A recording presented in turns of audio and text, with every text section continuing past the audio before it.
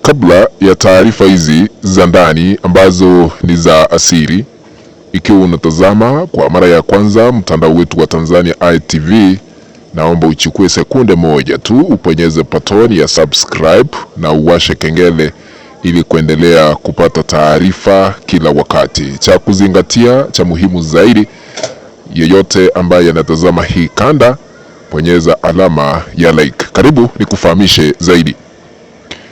Rais wa Tanzania, habari za ndani ambazo zimetufikia sasa hivi ni kwamba ameomba Umoja wa Mataifa, ukipenda UN, kumsaidia ili asije afungwa katika mahakama ya jinai ya uhalifu ya ICC iliyopo kule Uholanzi.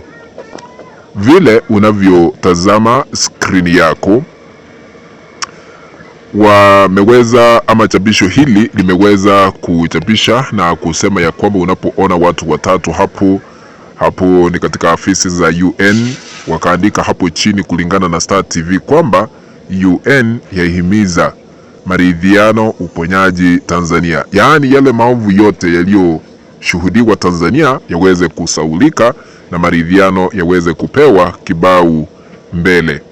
Sasa taarifa hizi ni kwamba Tanzania imeweza kufika katika Umoja wa Mataifa kuomba na kusema ya kwamba ICC tupilie mbali kesi zile ambazo ziliweza kuwasilishwa dhidi ya Samia Suluhu Hassan kwa kile ambacho wanakisema ya kwamba ni ushahidi ambao ulikuwa wa kupotosha wananchi.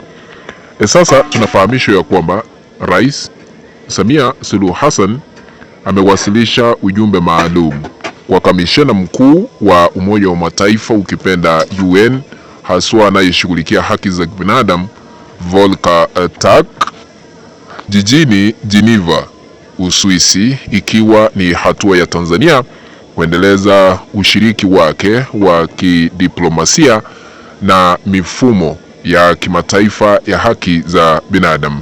Pamoja na mambo mengine, ujumbe huo umehusisha uwazi wa matukio yaliyojitokeza wakati na baada ya uchaguzi mkuu wa 29 Oktoba mwaka jana, pamoja na hatua zinazochukuliwa na serikali kurejesha amani, kuimarisha mshikamano wa kitaifa na kulinda haki za binadamu. Akizungumza baada ya kuwasilisha ujumbe huo wa Daktari Samia Suluhu Hassan, waziri wa mambo ya nje na ushirikiano wa Afrika Mashariki Balozi Mahamoud Thabit Kombo amemweleza Tak, ambaye anashughulikia katika ofisi ile ya Umoja wa Mataifa haswa katika kitengo cha haki za binadamu, amemweleza ambaye anaitwa Tak kwamba baadhi ya simulizi zinazosambazwa kimataifa, sasa sikiza, kwamba baadhi ya simulizi, ushahidi unaosambazwa kimataifa haswa ICC zimejaa upotoshaji na hazionyeshi uhalisia wa hali ilivyo nchini Tanzania. Amesisitiza kuwa serikali imechukua hatua madhubuti, ikiwemo kuunda tume huru ya uchunguzi ambayo matokeo yake yanatarajiwa kutoa mwanga kuhusu chanzo cha vurugu na mapendekezo ya kuzuia yasijirudie.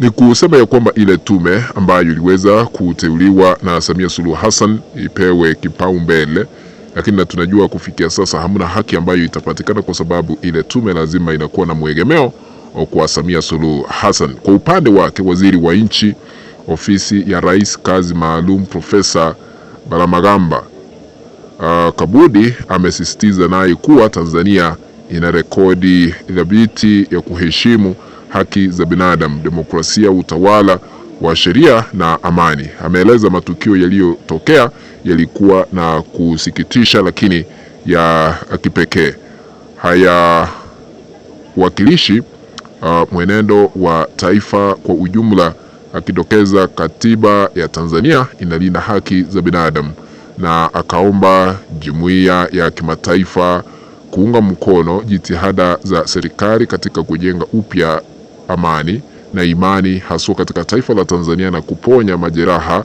ya kijamii na kuimarisha mshikamano wa kitaifa.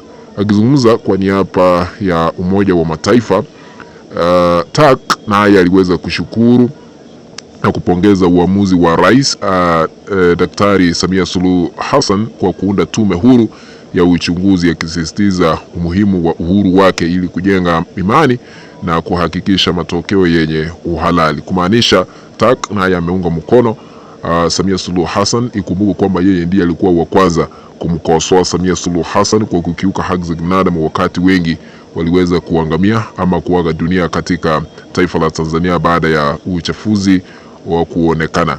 Na Turk ameweza kusisitiza njia ya mbele inapaswa kujikita katika maridhiano, uponyaji wa kitaifa na hatua za kisheria na kitaasisi zinazozingatia utawala wa sheria, huku akionyesha imani na utawala wa sheria, huku akisema ya kwamba uwezo wa Tanzania kukabiliana na changamoto hizo kufikia sasa. Kumaanisha Samia ametafuta mbinu akitumia maafisa wakuu serikalini kufika Geneva katika Umoja wa Mataifa kuhakikisha kwamba wamepembeleza kusema ya kwamba habari ambazo zimekuwa zikisambazwa katika mitandao ya kijamii, ushahidi ambao ulikuwa umewasilishwa katika mahakama ya jinai ya ICC ni kupotosha wananchi, na yale ambayo yalishuhudiwa Tanzania yalikuwa kihalali, kwa sababu Samia alisikika yeye mwenyewe akizungumza na wazee wa Dar es Salaam kwamba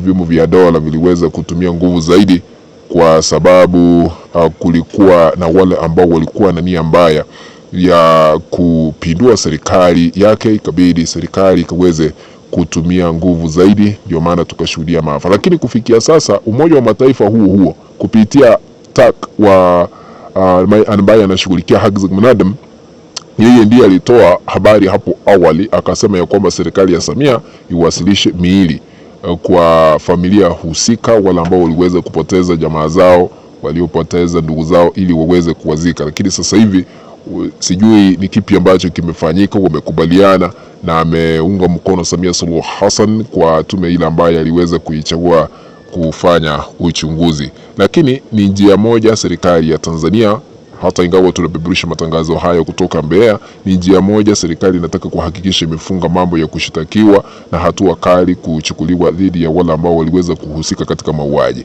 Na kufikia sasa ni wengi ambao waliweza kuangamia, na kulingana na shirika la Amnesty International liliweza kukiri kwamba zaidi ya watu 700 waliweza kuangamia ama kupoteza maisha yao, huku mrengo upinzani ukisema ni maelfu ambao waliweza kuaga dunia kufikia sasa, ingawa serikali imekataa kufichua idadi kamili ya wale ambao waliweza kuangamia katika taifa la Tanzania. Na kuna familia zile ambazo ziliweza kupoteza wenzao na kufikia sasa hawajaonekana, miili imepotea, haijulikani. Ndio maana tumeshuhudia mataifa mengine yakichukua hatua kali, ikiwemo Marekani, Uswidi, Canada, wakisitisha kutuma misaada, na hata bunge la Ulaya kusitisha kutuma misaada kwa kile ambacho walisema ya kwamba hawezi kufadhili udhalimu ambao unaendelea katika taifa la Tanzania.